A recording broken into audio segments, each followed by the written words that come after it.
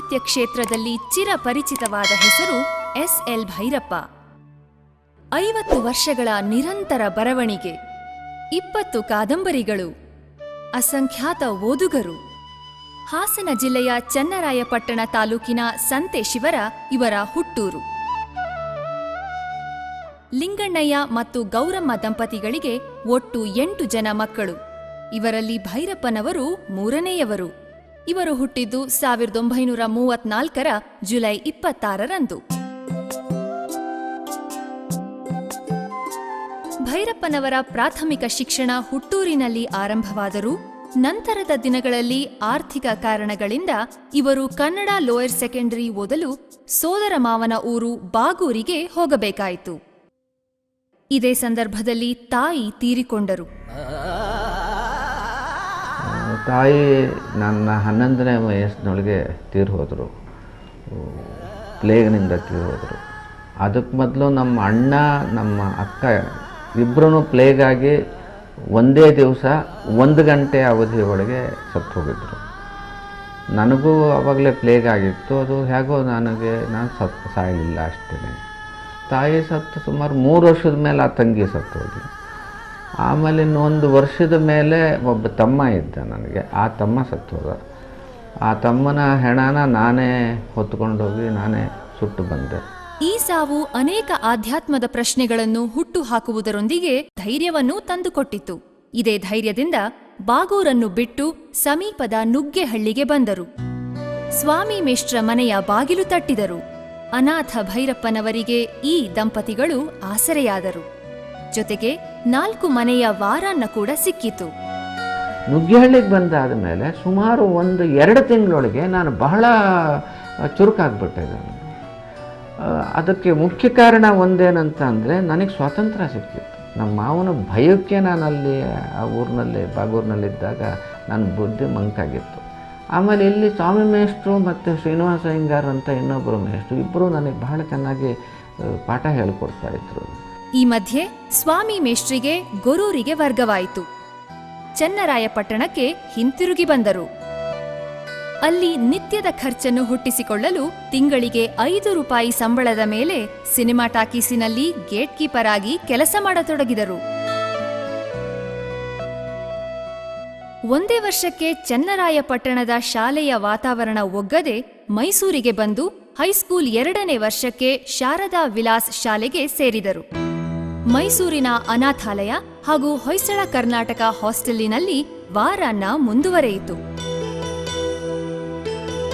ಈ ಮಧ್ಯೆ ರಜೆಯಲ್ಲಿ ಊರಿಗೆ ಹೋದಾಗ ಸ್ನೇಹಿತನೊಬ್ಬನ ಪರಿಚಯವಾಗಿ ಅವನ ಮಾತನ್ನು ನಂಬಿ ಮಿಲಿಟರಿಗೆ ಸೇರಲು ಹೋಗಿ ಕೈಲಿದ್ದ ಹಣವನ್ನು ಕಳೆದುಕೊಂಡರು.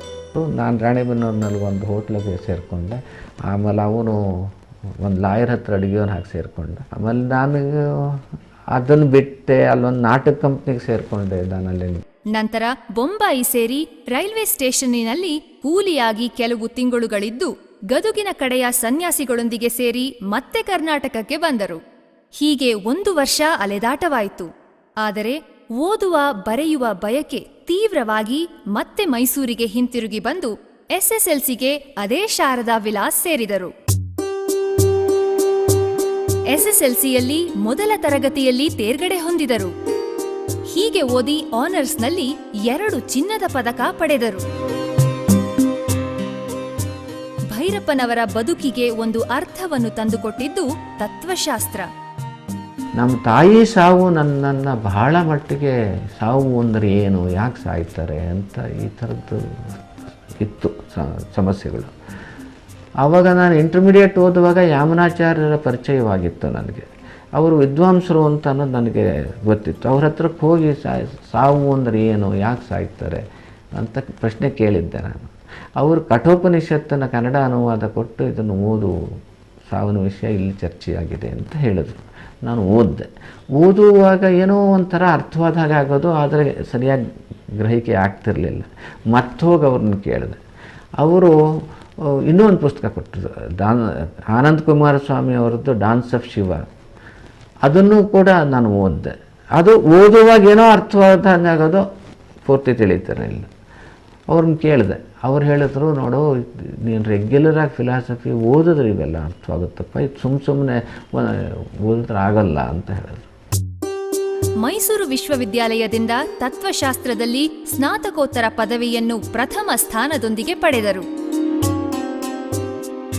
1958 ಡಿಸೆಂಬರ್ನಲ್ಲಿ ನೊಣವಿನ ಕೆರೆಯ ಸರಸ್ವತಿಯವರೊಂದಿಗೆ ಇವರ ವಿವಾಹವಾಯಿತು. ನನಗೆ 2 ಗಂಡು ಮಕ್ಕಳಿದ್ದಾರೆ. ದೊಡ್ಡವನು ಲಂಡನ್ನಲ್ಲಿ ಒಂದು ಬ್ಯಾಂಕ್ನಲ್ಲಿ ಕೆಲಸದಲ್ಲಿದ್ದಾನೆ. ಎರಡನೇವನು ಒಂದು ಸಾಫ್ಟ್ವೇರ್ ಕಂಪನಿಯಲ್ಲಿ ಮಾರ್ಕೆಟಿಂಗ್ ವಿಭಾಗದಲ್ಲಿ ಬೆಂಗಳೂರಿನಲ್ಲಿ ಇದ್ದಾನೆ. ಇಬ್ಬರು ನೆಮ್ಮದಿಯಾಗಿದ್ದಾರೆ. ಮೊದಲ ಕಾದಂಬರಿ ಬರೆದಾಗ ಭೈರಪ್ಪನವರಿಗೆ ಕೇವಲ 19 ವರ್ಷ. ಹುಬ್ಬಳ್ಳಿಯಲ್ಲಿ 2 ವರ್ಷವಿದ್ದರು.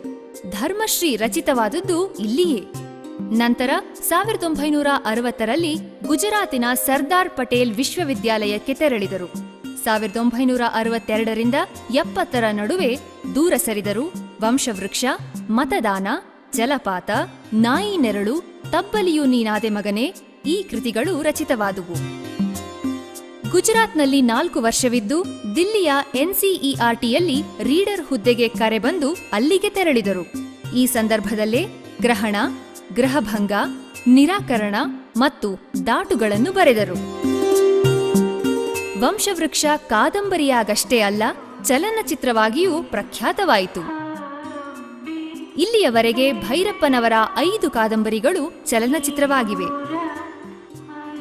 ಇನ್ನೊಂದು ಕಾದಂಬರಿ ಗ್ರಹಭಂಗ ಕಿರುತೆರೆಗೆ ಅಳವಡಿಸಲ್ಪಟ್ಟಿದೆ. 500 ಹತ್ರ ಚಾರಿ ಚುಚ್ಚಿ ನನ್ನನ್ನ ಹೊರಸ್ತ್ಯಾ ಕತ್ತೆ ಮುಂಡೆ, ಇವತ್ತು ನಿನ್ ಬುಲ್ಡೆ ಹೊಡೆದಾಕ್ತೀನಿ. ಸಂಗೀತಕ್ಕೂ ಭೈರಪ್ಪನವರಿಗೂ ಅವಿನಾಭಾವ ಸಂಬಂಧ. ಹಿಂದೂಸ್ತಾನಿ ಸಂಗೀತವೆಂದರೆ ಭೈರಪ್ಪನವರಿಗೆ ಇಷ್ಟ. ಭೈರಪ್ಪನವರಿಗೆ ಓದುಗರ ಪ್ರೀತಿಯೊಂದಿಗೆ ಹಲವಾರು ಪ್ರಶಸ್ತಿಗಳು ಕೂಡ ಲಭಿಸಿವೆ.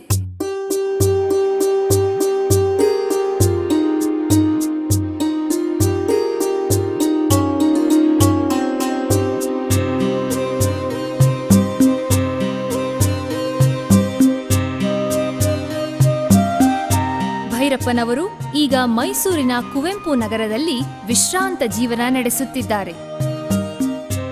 ಇವರ 21ನೆಯ ಕೃತಿಯ ನಿರೀಕ್ಷೆಯಲ್ಲಿ ಓದುಗರಿದ್ದಾರೆ.